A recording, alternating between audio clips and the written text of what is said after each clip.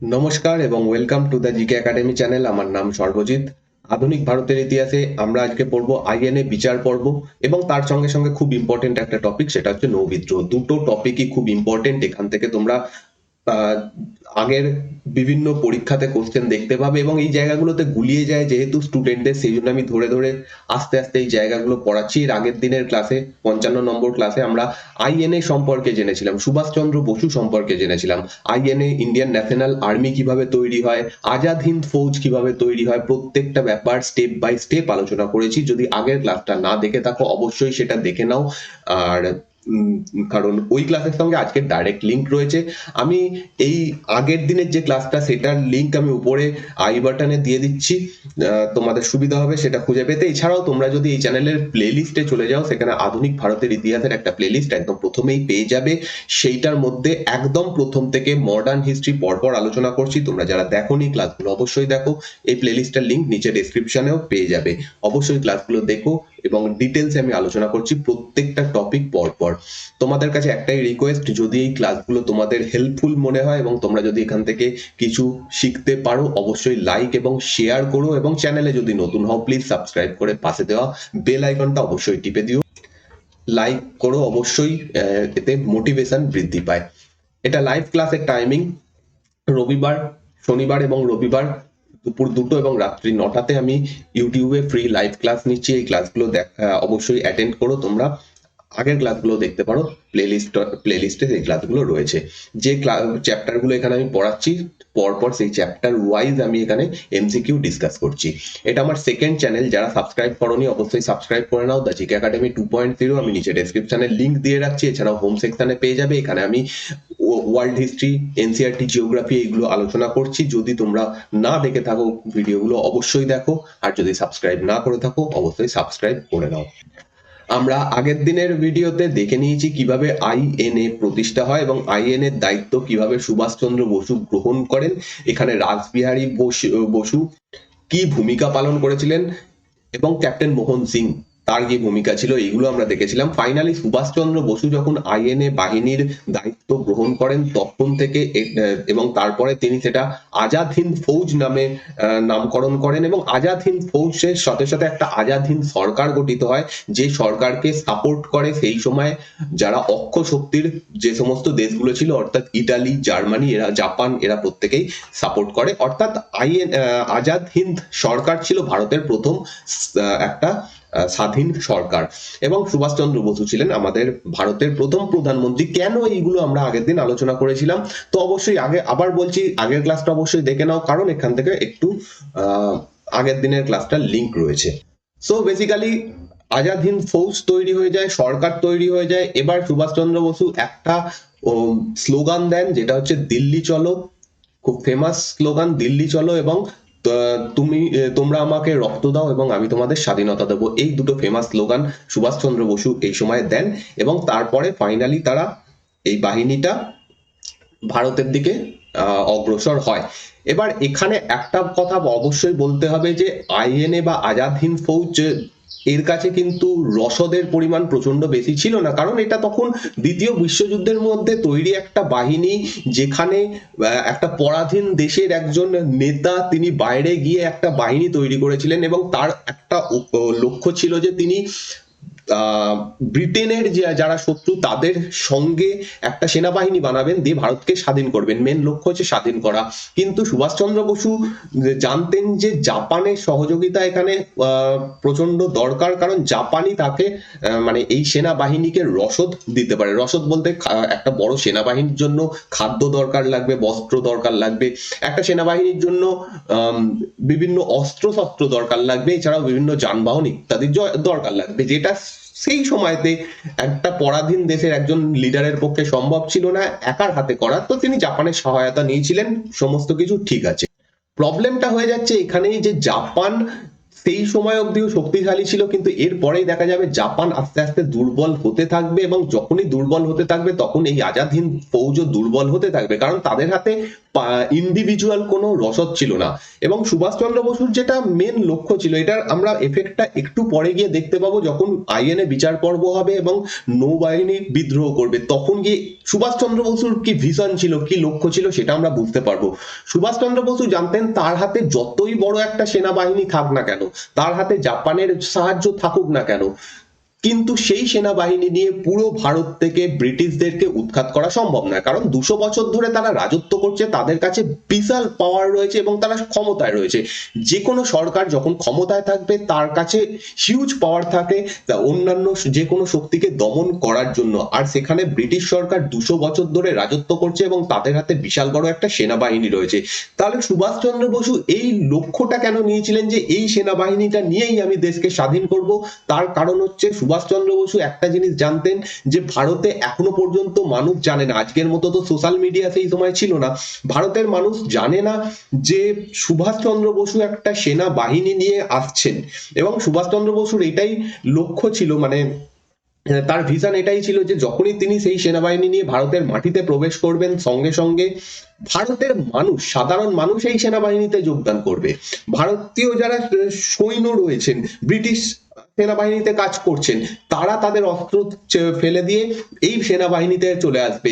এবং অ্যাকচুয়ালি সেটাই হয়েছিল, আমরা সেটাও অবশ্যই দেখবো। যাই হোক, শাহনওয়াজ খান বলে একজন বিখ্যাত ব্যক্তি ছিলেন, মানে ইনি একজন সেনা অফিসার ছিলেন, যিনি বিশাল বড় ভূমিকা পালন করেন এই পুরো সেনাবাহিনীটাকে কন্ট্রোল করার জন্য। কারণ যে বাহিনীটা অ্যাকচুয়ালি মাঠে নেমে লড়াই করতো, ফিল্ডে দাঁড়িয়ে লড়াই করতো, তার নেতৃত্ব দিতেন এই শাহনওয়াজ খান। ইভেন শাহনওয়াজ খান পরবর্তীকালে তথাকথিত যে সুভাষচন্দ্র বসু মারা যান, সেটা অনেকেই বলেন যে মারা যাননি এবং সেটার কোনো প্রমাণ আজও অব্দি নেই। সেই সময় বলা হয় যে শাহনওয়াজ খান সুভাষচন্দ্র বসুকে পালিয়ে যেতে সাহায্য করেছিলেন। তারপর সুভাষচন্দ্র বসুর কি হয় সেটা এখনো আজও রহস্যের বিষয়। কিন্তু এই ব্যক্তিটি সুভাষচন্দ্র বসুর জীবনে মানে তার পাশে পাশে সবসময় ছিলেন এবং তার সঙ্গে তাকে সমস্ত রকম সাহায্য করেছিলেন, সমস্ত রকম ভাবে তাকে সাহায্য করেছিলেন। যাই হোক, শাহনওয়াজ খান এর নেতৃত্বে একটা বাহিনী, এই এই আজাদ হিন্দ ফৌজের একটা বাহিনী ইম্ফল এর দিকে উদ্দেশ্যে রওনা দেয়। অবশ্যই তাদের সঙ্গে জাপানি সেনাবাহিনী ছিল, কিন্তু একটা বড় ফ্রন্ট নিয়ে শাহনওয়াজ খান ইম্ফলের দিকে এগিয়ে যান এবং আজাদ হিন্দ ফৌজ 18ই মার্চ 1944-এ প্রথমবার ভারতের মাটিতে এসে দাঁড়ায়। এতদিন অব্দি তারা কোথায় ছিল? নয় থাইল্যান্ড, নয় মালয়, এই সমস্ত জায়গাতে ছিল, যেটা আজকে মালয়েশিয়া নামে পরিচিত মালয়, সেই জায়গাতে ছিল। জাপানে সুভাষচন্দ্র বসু এসে পৌঁছেছিলেন, মানে বেসিক্যালি ভারতের বাইরে ছিল। সেইখান থেকে ফার্স্ট টাইম ভারতের মাটিতে একটা বড় সেনাবাহিনী নিয়ে সুভাষচন্দ্র বসুর এই বিশাল বাহিনী 1944 সালের 18ই মার্চ এসে দাঁড়ায় এবং কোহিমা থেকে ইম্ফল অব্দি তারা অগ্রসর হয়।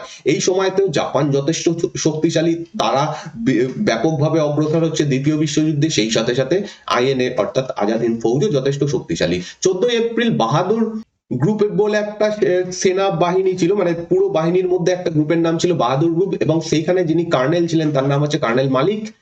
ইনি প্রথমবার মণিপুরের ময়রাং বলে একটা জায়গা রয়েছে, যেখানে আইএনএ বাহিনীর বা স্বাধীন ভারতের, মানে ভারতের একটা পতাকা উত্তোলন করেন, যেটা প্রথমবার। আজও এখানে এই যে যেটা পাশে ছবি দেখতে পাচ্ছ, এখানে আইএনএ মেমোরিয়াল কমপ্লেক্স রয়েছে এবং এই কোশ্চেনটা করা হয় কোন জায়গায় নেতাজি সুভাষচন্দ্র বসুর আজাদ হিন্দ ফৌজ ফার্স্ট পতাকা উত্তোলন করে, সেটা হচ্ছে মণিপুরের ময়রাঙে। এবং এখানে অল্প কয়েকদিন নয়, প্রায় 3 মাস এই পুরো জায়গাটা সুভাষচন্দ্র বসু এবং তার বাহিনীর হাতে ছিল। কিন্তু প্রবলেমটা আসে এরপর থেকে, যখন জাপান ধীরে ধীরে যুদ্ধে পরাজিত হতে থাকে এবং ফাইনালি 15ই আগস্ট 1945 সালে জাপান দ্বিতীয় বিশ্বযুদ্ধে আত্মসমর্পণ করে, মিত্র শক্তির কাছে আত্মসমর্পণ করে।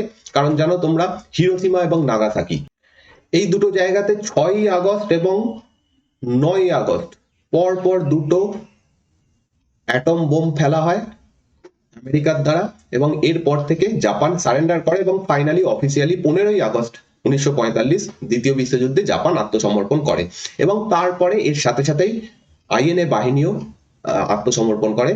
18ই জুলাই থেকে মোটামুটি সমস্ত বাহিনী পরাজিত হতে থাকে এবং তাদেরকে গ্রেপ্তার করা হয়। এবার এইখানে কি প্রবলেম অ্যাকচুয়ালি হয়েছিল, যেখানে এই বাহিনীটা পরাজিত হয়, শুধু কি জাপানের জন্য? জাপান নয়, একটা বড় ক্রাইসিসের মধ্যে দিয়ে যায়, এত বড় ঘটনা। এই ঘটনাটা জাস্ট মানে এইভাবে আলোচনা করা যাবে না। আমি আমার সেকেন্ড চ্যানেলে সেকেন্ড ওয়ার্ল্ড ওয়ারের ওপর ভিডিও বানাবো, সেখানে আরো ডিটেলসে আলোচনা করব যে এই ঘটনাটার ইম্প্যাক্ট কি ছিল।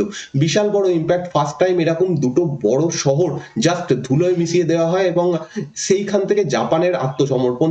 এটা এর ফলে যেটা অসুবিধা হচ্ছে সেটা হচ্ছে এই বাহিনীটার যে রসদ ছিল, যেটা একটু আগেই বললাম, সেই জিনিসটা বন্ধ হয়ে যায়, সাপ্লাই বন্ধ হয়ে যায়। সেকেন্ড, আরো কিছু কারণ ঐতিহাসিকরা বলেন, যে কারণগুলোর মধ্যে প্রথমটা হচ্ছে এই জায়গায় পরিবেশ অনুকূল ছিল না। এই জায়গাটায় প্রচন্ড বেশি বৃষ্টি হয়, জঙ্গল এরিয়া, সেইখানে যুদ্ধ করা খুব টাফ। সেইখানে এই বাহিনীটা ঠিক পেরে ওঠেনি। তার থেকে বড় কথা, এখানে যে জল জঙ্গল এরিয়া, এখানে প্রচন্ড বেশি রোগ বা ইত্যাদি ব্যাপারগুলো ছিল, এখানে রোগের পরিমাণ অনেক বেশি ছিল, সেনাবাহিনীর প্রচুর মানুষ অসুস্থ হয়ে পড়ে। এইগুলো কারণ তো ছিলই, কিন্তু মেন কারণ এটাই যে জাপান আত্মসমর্পণ করে। এরপরে বলা হয় যে 18ই আগস্ট 1945 সালে সুভাষচন্দ্র বসু তাইপেই বিমানবন্দরে মারা যান। তাইওয়ানে এটা আজকে পড়ে যাচ্ছে, তাইপেই বিমানবন্দর, সেখানে বিমান দুর্ঘটনায় মারা যান, কিন্তু অ্যাকচুয়ালি এটার কোনো প্রমাণ নেই। এবং আমি একটা চেষ্টা করছি এরপরে কোনো একটা সময় একটা ভিডিও বানাবো। 3টে কমিটি তৈরি হয়েছিল সুভাষচন্দ্র বসুর এই মৃত্যু রহস্য কিনারা করার জন্য, সেখানে কি কি বলা হয়েছিল। জাস্টিস মুখার্জি কমিটি অ্যাকচুয়ালি বলে যে, যেটা লাস্ট কমিটি, তারা বলে যে এই বিমান দুর্ঘটনাটা পুরোটাই একটা ফেক ব্যাপার ছিল। এটা আজও প্রমাণিত নয়, কিন্তু এরকম একটা কিছু হয়েছিল যে সুভাষচন্দ্র বসুকে এরপর থেকে আর কোনোদিনই দেখা যায়নি। 18ই আগস্ট 1945 সালে তিনি তাকে শেষ দেখা যায় এই তাইওয়ান অঞ্চলে। এবার এই বাহিনীর যারা সেনা ছিল তাদেরকে ব্রিটিশ সরকার গ্রেপ্তার করে এবং নিয়ে এসে তাদের উপর বিচার চালায় যে তোমরা ব্রিটিশ রাজের বিরুদ্ধে লড়াই করেছো। ব্রিটিশ রাজের বিরুদ্ধে লড়াই করা মানে বিশাল বড় একটা ব্যাপার, বুঝতেই পারছো, যে শাসন করছে সরকারের বিরুদ্ধে, রাজার বিরুদ্ধে তারা বিদ্রোহ করেছে, তার অপরাধে বিচার শুরু হয়। এবার বিচারটা দুটো পর্যায়ে হয়। ফার্স্ট পর্যায়ে যেটা বিচার হয় সেটা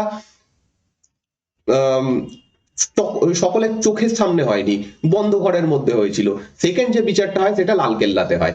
এর পিছনেও কিছু কারণ রয়েছে, ব্রিটিশ সরকার কেন এরকম কাজ করেছিল সেটারও একটা মানে বিশাল বড় ভুল বলা হয় ব্রিটিশ সরকারের। যাই হোক, প্রাথমিক বিচার যেটা হয় 1943 থেকে 1944, এই সময় যে ব্রিটিশ বাহিনীর বা যে আইএনএ বাহিনী যাদেরকে গ্রেপ্তার করা হতো তাদেরকে বিচার করা হতো বন্ধ ঘরের মধ্যে। বা ধরো কোনো ব্রিটিশ সেনা, মানে ব্রিটিশ ইন্ডিয়ান আর্মির যারা সেনা রয়েছে, তারা যদি কেউ আইএনএ কে সাপোর্ট করে তাদেরকে নিয়ে গিয়ে গ্রেপ্তার করা হয়। তো এইরকম ভাবে গ্রেপ্তার করে তাদের বিচার করা হচ্ছিল বন্ধ ঘরের মধ্যে। এরপরে যখন পাবলিক ট্রায়াল শুরু হয়, এই জায়গাটা ইম্পর্টেন্ট। এবার এখানটা কি হয়েছিল, দ্বিতীয় বিশ্বযুদ্ধ শেষ হয়ে যায়, ব্রিটিশ সরকার এখানে মানে ব্রিটেন জয়লাভ করে, মিত্র শক্তি জয়লাভ করে, এবং ব্রিটেনের সরকার তখন ভাবে যে ভারতীয়দেরকে তথা ভারতের বিশ্বের সমস্ত মানুষকে এটা দেখানো দরকার রয়েছে যে ব্রিটিশ শক্তির বিরুদ্ধে যারা লড়াই করবে তাদের পরিণতি কি হতে পারে। সেই জন্য তারা বলে যে ঠিক আছে, বন্ধ ঘরের মধ্যে আমরা করব না, বিচার করব না, আমরা পাবলিক ট্রায়াল করব, মানুষের সামনে ট্রায়াল করব, সবার সামনে দেখাবো যে দেখো এরা দোষ করেছে, তাদের জন্য এদেরকে শাস্তি দেওয়া হচ্ছে এবং ভবিষ্যতে তোমরা যেন এরকম দোষ না করো।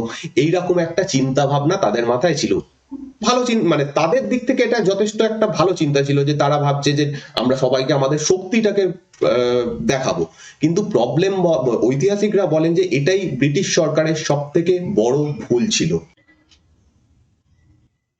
এখানে ব্রিটিশ সরকার আরো একটা ভুল করে, সেটা হচ্ছে আইএনএ বাহিনীর সব থেকে টপ যারা লিডার ছিল এবং সব থেকে বেশি যাদের উপরে অভিযোগ ছিল তাদেরকেই এখানে ডেকে আনা হয় এবং পাবলিক ট্রায়ালে নিয়ে আসা হয়। এবং তাদের মধ্যে প্রথম জন হচ্ছেন শাহনওয়াজ খান, সেকেন্ড হচ্ছেন প্রেম সাইগাল এবং থার্ড জন হচ্ছেন গুরুবক্স সিং ধিলো। তোমরা পাশে ছবি দেখতে পাচ্ছ, ইনি হচ্ছেন গুরুবক্স সিং ধিলো, ইনি হচ্ছেন প্রেম সাইগাল এবং ইনি হচ্ছেন শাহনওয়াজ খান। তারপরে আরো কয়েকজনকে পাবলিক ট্রায়ালে নিয়ে আসা হয়, আব্দুল রশিদ, সিংহারা সিং, ফতেহ খান, ক্যাপ্টেন মালিক মুনওয়ার। এদের থেকেও ইম্পর্টেন্ট এই তিনজন ব্যক্তি, কারণ এই তিনজন ব্যক্তি তিনটে ধর্মকে রিপ্রেজেন্ট করতে শুরু করে। শাহনওয়াজ খান মুসলিম ধর্মকে রিপ্রেজেন্ট করতে শুরু করে, প্রেম সাইগাল হিন্দু ধর্মকে রিপ্রেজেন্ট করতে শুরু করে, এবং গুরবক্স সিং তিনি শিখ ধর্মকে রিপ্রেজেন্ট করতে শুরু করেন। এবং এই তিনটে ধর্ম ছিল ভারতের সব থেকে বড় ধর্ম।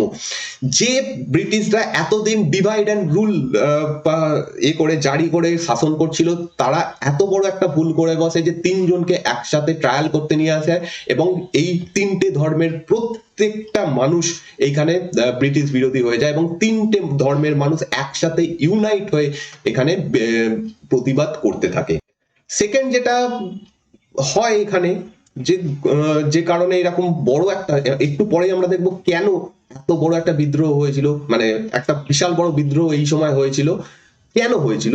সেকেন্ড তার কারণ হচ্ছে, এতদিন অব্দি আইএনএ বাহিনী সম্পর্কে খুব একটা বেশি মানুষে জানতো না। আমরা যখন আগে আলোচনা করেছিলাম সুভাষচন্দ্র বসু সম্পর্কে, তখন একটা কথা আমি তোমাদের বলে এসেছিলাম যে সুভাষচন্দ্র বসুর পপুলারিটি ভারতে প্রচন্ড বেশি বৃদ্ধি পেয়ে গেছিল একটা টাইমে এসে। কোন টাইমটা? যখন তিনি হরিপুরা ত্রিপুরী কংগ্রেসের সভাপতি হচ্ছেন, সেই সময়টাতে বা তার কিছু আগে থেকে সুভাষচন্দ্র বসু প্রচন্ড বেশি পপুলার ছিলেন ভারতে। যখন সুভাষচন্দ্র বসু ভারত ছেড়ে চলে যান এবং প্রথমে জার্মানি যান, তারপর জাপানে যান, তার সাহায্য নেওয়ার চেষ্টা করেন, তখন ভারতে এটা প্রচার করা হয় যে দেখো সুভাষচন্দ্র বসু হিটলারের সাহায্য নিচ্ছে, সুভাষচন্দ্র বসু জাপানের সাহায্য নিচ্ছে, যারা ফ্যাসিবাদে বিশ্বাসী। তখন ভারতের মানুষের মধ্যে এটা প্রচার করা হচ্ছিল ব্রিটিশ সরকারের দ্বারা। সবাই ভাবছিল যে এটা কি হচ্ছে, এরকম কেন তিনি করছেন। তো এরকম একটা ব্যাপার হচ্ছিল।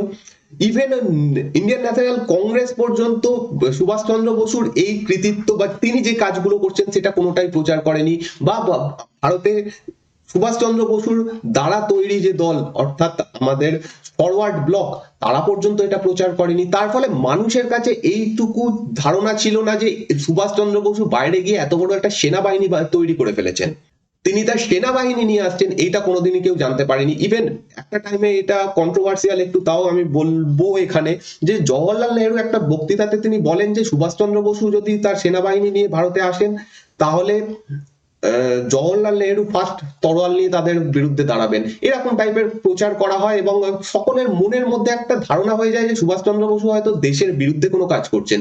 কিন্তু যখন সবাই দেখে যে সুভাষচন্দ্র বসু একটা বড় সেনাবাহিনী নিয়ে এসছে, তার থেকেও বড় কথা, যখন এই বিচারটা হতে থাকে লালকেল্লায়, দলে দলে মানুষ, পাবলিক ট্রায়াল মানে কি, সবাই সাধারণ মানুষ গিয়ে দেখতে শুরু করে যে অ্যাকচুয়ালি এদের এখানে কি হয়েছিল।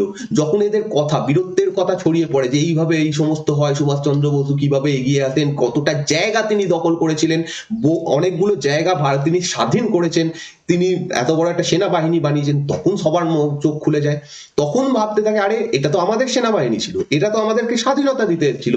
এবং যখন এই বিচারটা পরপর চলতে থাকে এবং মানুষ দলে দলে এটা শুনতে থাকে, শুধু তাই নয়, এই বিচারের প্রত্যেকটা কথা, কি কি হচ্ছে, কোন অফিসার কি কাজ করেছে, কোন জায়গা দখল করা হয়েছিল, কোথায় ব্রিটিশদেরকে হারানো হয়েছিল, এই সমস্ত যখন প্রচার হতে থাকে, মানুষের মধ্যে একটা প্রচন্ড উৎসাহ এসে যায়। এবং ফর দ্য ফার্স্ট টাইম, প্রথমবার এবং শেষবারের জন্য ভারতে এইরকম হয়েছিল যে সমস্ত রাজনৈতিক দল, একটা দুটো নয়, ভারতের সমস্ত রাজনৈতিক দল একত্রিত হয়ে গেছিল। সমস্ত রাজনৈতিক দল, সমস্ত ধর্মের মানুষ, সমস্ত জাতির মানুষ, সমস্ত বিভেদ ভুলে তারা একসাথে এক জায়গায় এসেছিল যে হ্যাঁ, সুভাষচন্দ্র বসু এমন কিছু একটা করেছিলেন যার জন্য ব্রিটিশ সরকারও ভয় পেয়ে গেছে। যখন এইরকম ঘটনা হয়, তখন ব্রিটিশদের মধ্যে ভয় ধরে যায়, এবং এই জায়গাটাতেই বলা হয় যে ব্রিটিশ সরকারের সব থেকে বড় ভুল ছিল। ব্রিটিশরা দেখাতে চেয়েছিল যে দেখো আমরা কত শক্তিশালী, সেটাই উল্টো কাজ হয়ে যায়, তাদের বিরুদ্ধে চলে যায়।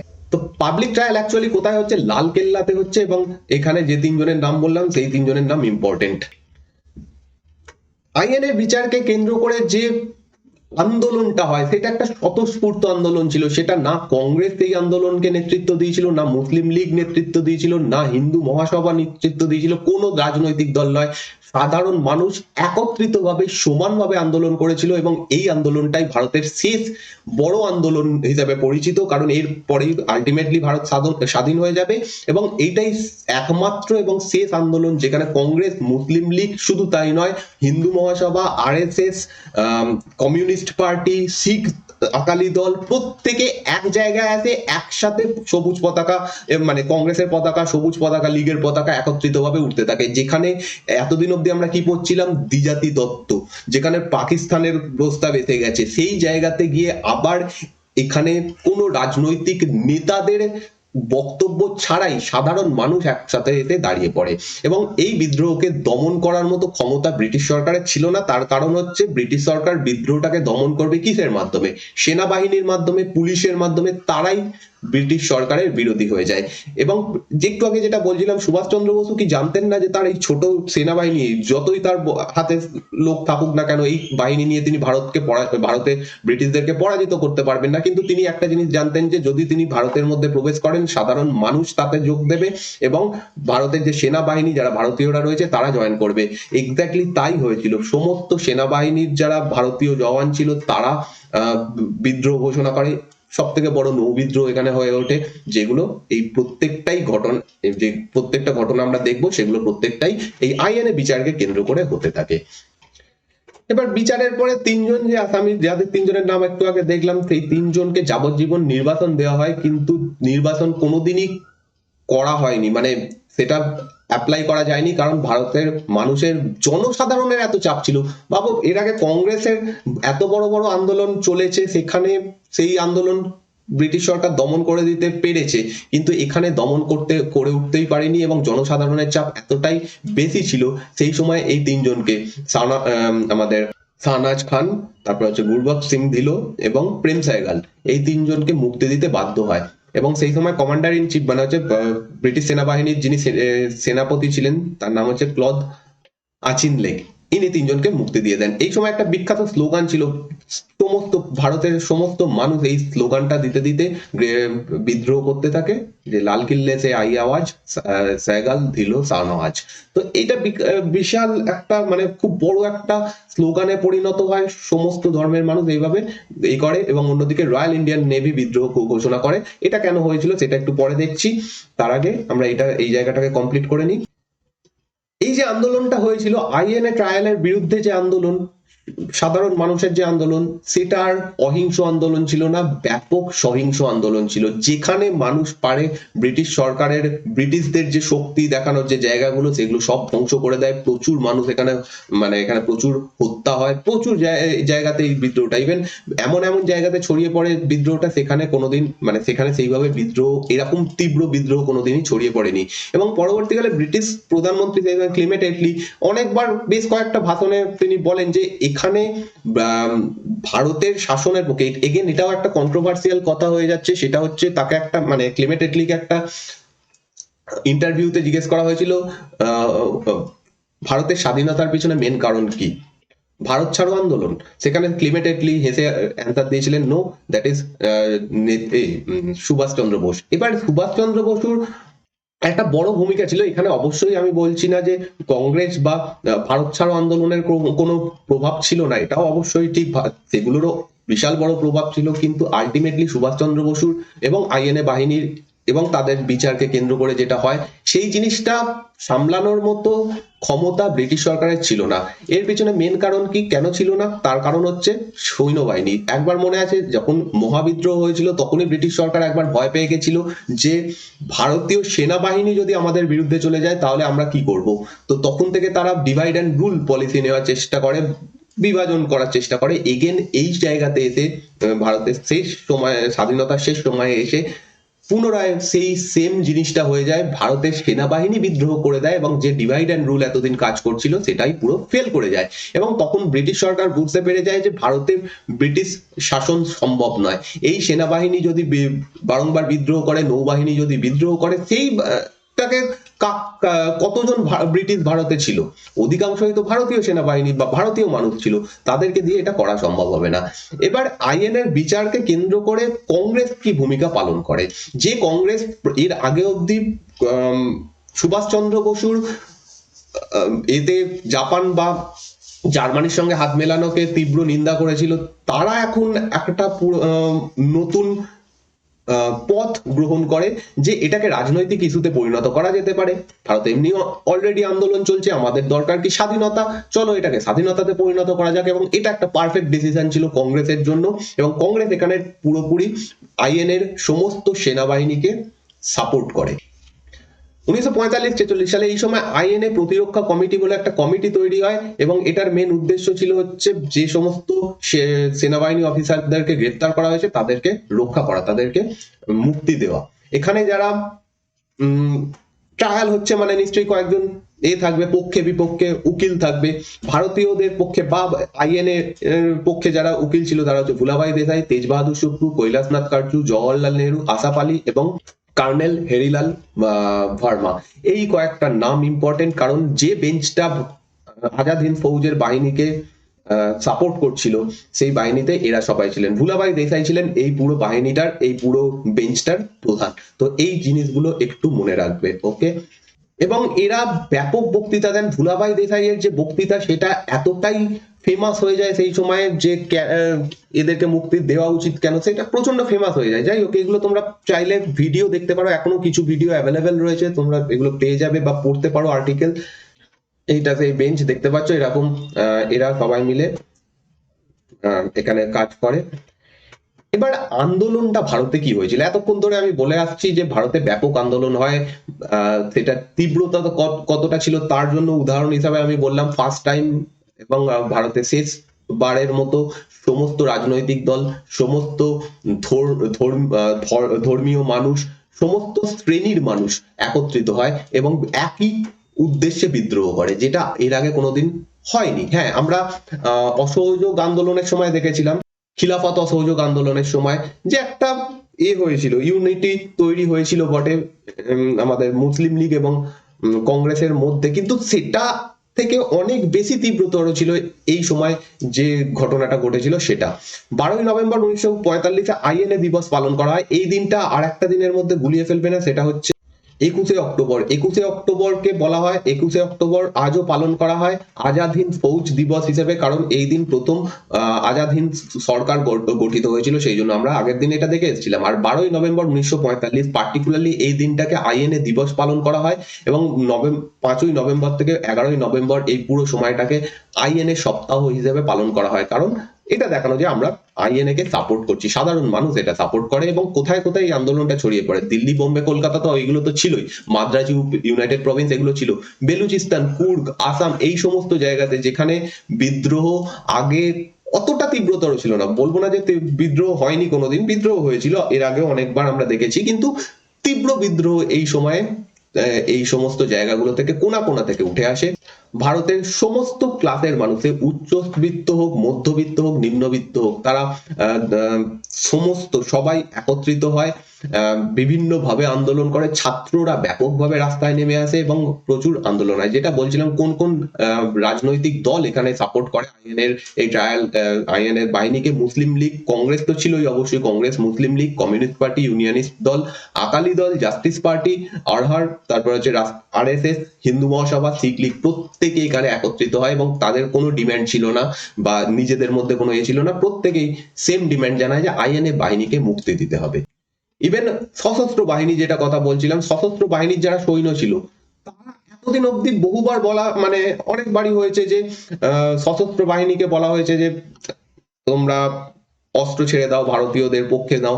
অনেক ক্ষেত্রে হয়েছে, অনেক ক্ষেত্রে হয়নি, আমরা দেখেছি এরকম ঘটনা। এই সময় এমন ব্যাপার হয় যে সশস্ত্র বাহিনীর সমস্ত সৈন্যরা মিটিং মিছিলে অংশ নিতে শুরু করে, তারা ইউনিফর্ম পরে, তাদের ইউনিফর্ম পরে তারা বিদ্রোহ করতে শুরু করে, তহবিল প্রদান করতে শুরু করে, যে আইএনএ তহবিল এই সময় তৈরি হয়েছিল সেখানে দান করতে শুরু করে, যে জিনিসটা ব্রিটিশ সরকারের কাছে একটা ভয়ের কারণ ছিল। এবং এই সময় 1945 থেকে 46 টোটাল 3টে উত্থান ঘটে। উত্থান মানে 3টে আন্দোলন হয়, যে 3টে আন্দোলনই বলা যেতে পারে তার মধ্যে সব থেকে ইম্পর্টেন্ট যেটা রয়্যাল ইন্ডিয়ান নেভির যেটা বিদ্রোহ, ধর্মঘট, সেটা। এইগুলোই ফাইনালি আমাদের স্বাধীনতার জন্য একটা বড় কারণ ছিল। প্রথমটা হয় 21শে নভেম্বর 1945, এই সময় কলকাতাতে একটা বড় আন্দোলন হয়। তারপরে 11ই ফেব্রুয়ারি 1946-এ রাশিদ আলীর 7 বছরের সাজা দেওয়া হয়, তার বিরুদ্ধে একটা বড় আন্দোলন হয়, এবং ফাইনালি 18ই ফেব্রুয়ারি 1946-এ হয় রয়্যাল ইন্ডিয়ান নেভির ধর্মঘট। এইগুলো একটু জানতে হবে। 21শে নভেম্বর 1945-এ কি হয়েছিল, এই সময় ফরওয়ার্ড ব্লক এবং student federation of India SFI এরা এবং তার সাথে সাথে ইসলামিয়া কলেজ, এই তিনটে জায়গা থেকে ছাত্র ইউনিয়ন থেকে একটা মিছিল করা হয়, বড় মিছিল করা হয়, এবং তার উপরে গুলি চালিয়ে দেয় ব্রিটিশ সরকার। এবং এদের মিছিলের মেন উদ্দেশ্য কি ছিল, ডালহৌসি স্কোয়ার, সেই সময় এখান থেকে কলকাতার এখান থেকে শাসন করা হতো, তো সেই জায়গাতে গিয়ে পতাকা উত্তোলন করা হয়। এইখানে লাঠিচার্জ তো করাই হয়, তার সঙ্গে গুলি চালানো হয়। এখানে দুজন মারা যায়। এই ঘটনাটা একটা বিশাল বড় ঘটনা হয়ে যায়, এবং কলকাতাতে সেই সময় প্রচন্ড বেশি হয়, ভায়োলেন্স হয়, মানুষ ইট পাটকেল ছুটতে থাকে পুলিশকে লক্ষ্য করে। যে জিনিসটা এতটা বড় আকার ধারণ করে যে ব্রিটিশ সরকারের কাছে সেটা বন্ধ করার কোনো উপায় ছিল না।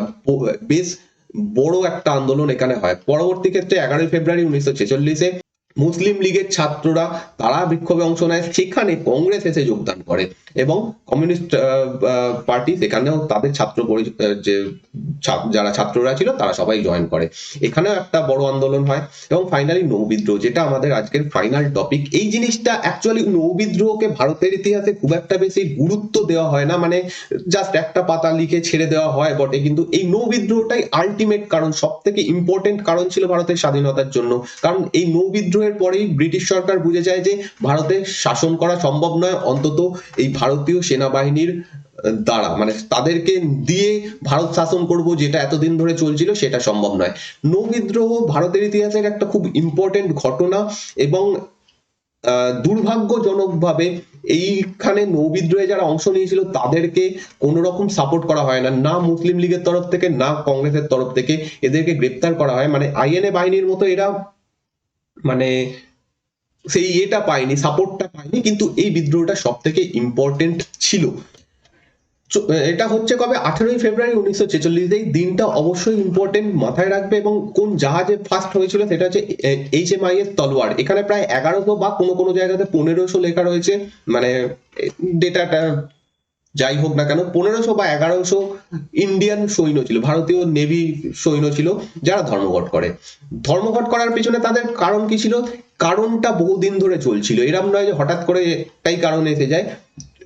এখানে হতো কি, এই ব্রিটিশ ভারতীয় সেনাবাহিনীতে ভারতীয়দের এবং শ্বেতাঙ্গ সৈন্যদের জন্য আলাদা রকমের ডিসক্রিমিনেশন ছিল। কিরকম, ভারতীয়দের কম মাইনে দেওয়া হতো, শ্বেতাঙ্গ যারা ছিল তাদেরকে বেশি মাইনে দেওয়া হতো, যদিও তারা হয়তো একই র্যাঙ্কে রয়েছে বা একই রকম কাজ করছে, ইভেন ভারতীয়রা হয়তো বেশি কাজ করছে, কিন্তু তা সত্ত্বেও তাদের মাইনের পরিমাণ কম ছিল। তাদের জাতিগত বৈষম্য বিভিন্ন রকম ছিল, শ্বেতাঙ্গরা এসে যারা ভারতীয় ছিল তাদেরকে সবসময় খারাপ ব্যবহার করতো, খাবার তাদের প্রচন্ড খারাপ দেওয়া হতো, উচ্চপদস্থ কর্মকর্তারা তাদের সঙ্গে অপব্যবহার করতো।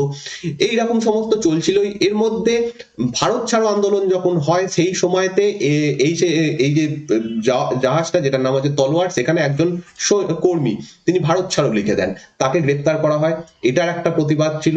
এবং ফাইনালি যখন আইএনএ ট্রায়াল হয়, তখন এদের ধৈর্যের বাঁধ ভেঙে যায়, এবং এরা একসাথে বিদ্রোহ করে। আইএনএ ট্রায়াল তাদের কাছে চোখ খুলে দেয় যে এই যে সেনাবাহিনী, ইন্ডিয়ান ন্যাশনাল আর্মি বা আজাদ হিন্দ ফৌজ, এখানকার যারা সৈন্য তারা কারা, তারা অ্যাকচুয়ালি একদিন ব্রিটিশ ভারতীয় সেনাবাহিনীতে কাজ করতো, ব্রিটিশদের হয়ে লড়াই করতে গেছিল, তাদেরকে সেখানে ফেলে রেখে দিয়ে আসা হয়েছিল, তাদেরকেই একত্রিত করে সুভাষচন্দ্র বসু একটা বাহিনী বানিয়েছিলেন।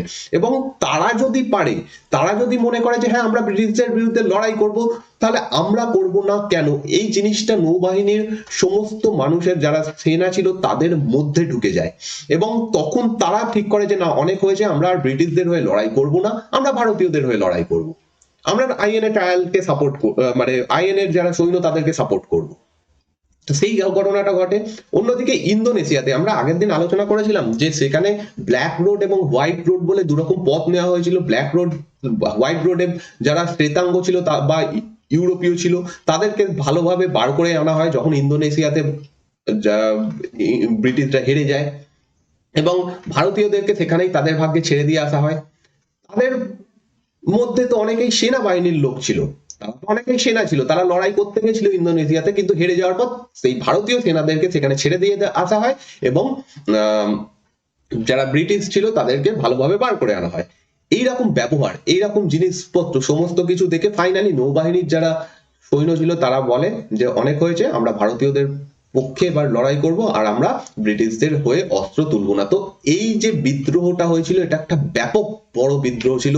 এই সময় কি হয়, সমস্ত জাহাজে, প্রথমে তো এই তলোয়ার জাহাজে, তারপরে ধীরে ধীরে আরো কয়েকটা জাহাজ, আহ ভারতের সব থেকে বড় তিনটে যে দল ছিল সেই সময়, কংগ্রেস, মুসলিম লীগ এবং হচ্ছে কমিউনিস্ট পার্টি, এই তিনটে দলের পতাকা উত্তোলন করে, ইংল্যান্ডের পতাকা নামিয়ে দেওয়া হয়। ধীরে ধীরে এই আন্দোলনটা ব্যাপকভাবে ছড়িয়ে পড়ে। আচ্ছা, এই তলোয়ার জাহাজটা কোথায় ছিল? এটা বোম্বেতে ছিল, ঠিক আছে, বোম্বাইতে ছিল। সেখানে শুরু হচ্ছে, ধীরে ধীরে বোম্বে, কলকাতা, ম্যাড্রাস, কোচিন আর হচ্ছে করাচি, এই সমস্ত জায়গাতে ছড়িয়ে পড়ে এই আন্দোলনটা। ইভেন এই আন্দোলনটা, এই নৌবাহিনীর এই আন্দোলনটা চালানোর জন্য তারা একটা কমিটি গঠন করে, যে কমিটিটার নাম কেন্দ্রীয় ধর্মঘট কমিটি, কেন্দ্রীয় ধর্মঘট কমিটি বা ন্যাশনাল সেন্ট্রাল স্ট্রাইক কমিটি, এবং এর প্রধান নিযুক্ত করা হয় এম এস খানকে। এম এস খান, এই নামগুলো একটু মনে রাখবে, এখানে লেখা নেই। ওকে, এইভাবে বিদ্রোহটা ব্যাপকভাবে বিভিন্ন জায়গাতে ছড়িয়ে পড়ে। শুধু যে এখানে যারা নৌবাহিনীর অফিসার বা কর্মী ছিল তারাই অংশগ্রহণ করে তা নয়, সাধারণ মানুষ এখানে অংশগ্রহণ করে, শ্রমিক ইউনিয়ন এখানে ব্যাপকভাবে অংশগ্রহণ করে, দোকানদাররা তাদের দোকান খুলে দেয়, কারণ এই যারা বিদ্রোহী ছিল তারা সমস্ত শহর প্রদক্ষিণ করে, দোকানদাররা তাদেরকে দোকানের দরজা খুলে দিয়ে বলে তোমাদের যা দরকার খাবার, যা দরকার তোমরা ফ্রিতে নিয়ে যেতে পারো, কিন্তু বিদ্রোহ করতে হবে। এবার এই বিদ্রোহটা দমন করার জন্য বোম্বেতেও এই বিদ্রোহটা হচ্ছিল এবং শুরুটাই হয়েছে বোম্বে থেকে। বোম্বেতে মারাঠা বাহিনীকে নির্দেশ দেওয়া হয় যে তোমরা যাও এই বিদ্রোহ, মানে মারাঠা স্থল বাহিনীকে নির্দেশ দেওয়া হয় যে তোমরা এই বিদ্রোহীদের উপর এ করো, গুলি চালাও, কামান চালাও, এই বিদ্রোহটাকে দমন করো। মারাঠা বাহিনী এখানে ডাইরেক্ট রিজেক্ট করে দেয় যে আমরা এখানে কোন রকম ভাবে করবো না, আমরাও এই বিদ্রোহে তাদেরকে সাপোর্ট করছি। মানে এই বিদ্রোহটা ধীরে ধীরে নৌবাহিনী থেকে অন্যান্য জায়গাতেও, অন্যান্য উইং এ ছড়িয়ে পড়তে থাকে, পদাতিক বাহিনীতে এটা ছড়িয়ে পড়ে। ইভেন যে বিমান বাহিনী ছিল সেখানকার যারা ভারতীয় সৈন্য ছিল তারাও এই বিদ্রোহে অংশগ্রহণ করে। পুরো ভারত, ব্রিটিশ ভারতীয় সেনাতে যে সমস্ত ভারতীয়রা ছিল প্রত্যেকে এই বিদ্রোহে অংশগ্রহণ করে থাকে। এবং যখন এটা হয় তখন আলটিমেটলি যেটা বললাম যে ব্রিটিশ সরকার বুঝে যায় যে ভারতে অন্তত এইভাবে শাসন করা সম্ভব নয়, কারণ সেনাবাহিনী তাদের হাত থেকে চলে গেছে, তারা যদি না থাকে তাহলে অন্যান্য বিদ্রোহকে দমন করবে কে? তবে যেটা প্রথমেই বলছিলাম, এই বিদ্রোহটা সেই রকম ভাবে সাপোর্ট করা হয় না। একদিকে কংগ্রেসও এই বিদ্রোহটার নিন্দা করে, অন্যদিকে মুসলিম লীগও এই বিদ্রোহটার নিন্দা করে, বলে যে না ঠিক আছে এই বিদ্রোহটা দমন মানে তোমরা বিদ্রোহ বন্ধ করে দাও। জওহরলাল নেহরু, সর্দার প্যাটেল এরা প্রত্যেকেই এই বিদ্রোহীদের বলেন যে তোমরা আত্মসমর্পণ করে দাও, এরকম করে করা উচিত হচ্ছে না।